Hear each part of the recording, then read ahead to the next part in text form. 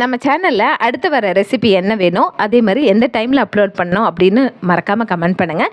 இப்போ வாங்க பச்சைப்பயிறு வச்சு ஒரு சூப்பரான ரெசிபி ஒன்று பார்க்கலாம். இப்போ இந்த ரெசிபிக்கு பச்சைப்பயிறு 1 கிளாஸ் அளவுக்கு எடுத்துகிட்டு இதை வறுத்து நம்ம குக்கரில் சேர்த்துட்டு ஒரு 4 விசில் விட்டு இறக்கிக்கலாம்.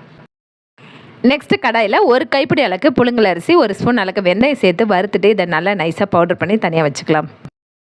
அடுத்ததாக கடாயில் 300 கிராம் சின்ன வெங்காயம், 3 தக்காளி, ஆயில் போட்டு நல்லா வதக்கிட்டு இதில் தண்ணி முழுகிற அளவுக்கு சேர்த்துட்டு மஞ்சத்தூள்லாம் சேர்த்து நல்லா வேக வச்சு தனியாக வச்சுக்கலாம். இப்போ இந்த வெங்காயம் தக்காளி எல்லாம் வெந்ததுக்கப்புறம் வேக வச்ச பச்சைப்பயிறு சேர்த்துக்கலாம். ஒரு லெமன் சைஸில் புளியை கரைச்சி சேர்த்துட்டு 2 ஸ்பூன் அளவுக்கு சாம்பார் தூள், அது கூட தேவையான அளவுக்கு உப்பு, அப்புறம் நம்ம வெந்தயப்பொடி பொடி பண்ணி வச்சதை ஒரு 2 ஸ்பூன் அளவுக்கு சேர்த்துட்டு நாட்டு சக்கரை 1 ஸ்பூன் சேர்த்து தண்ணி தேவையான அளவுக்கு சேர்த்து நல்லா கொதிக்க விட்டுக்கலாம்.